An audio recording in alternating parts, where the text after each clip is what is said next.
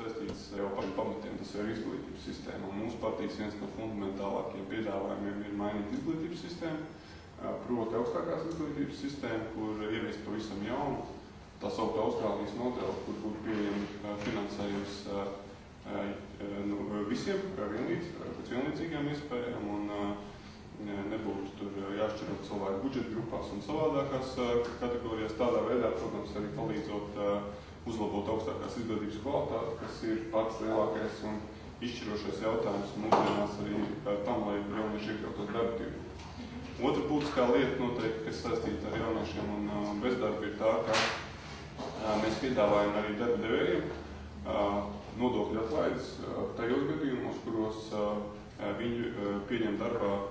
ilgstošs bezdarbnieks, ir tā saucamā struktūrāla bezdarba cīnāmies, proti arī jaunieši iedara šajā kategorijā. Ja vairāk kā pusgadu jaunietis ir bijis bez darba, tad principā mūsu piedāvājums būtu paredzēt nodokļu atlaides tieši tiem darba devējiem, kur ņem darbā šādas cilvēkus.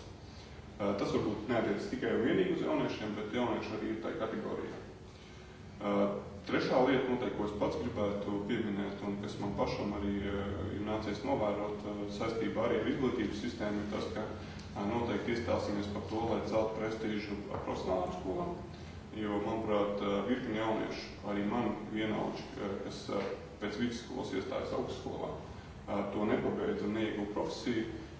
tādā veidā izvēloties profesionālu izglītību, kas būtu koledža, profesionāls amats vai kāda cita izglītība, varētu sev atrast daudz labāku pielietojumu dzīvē,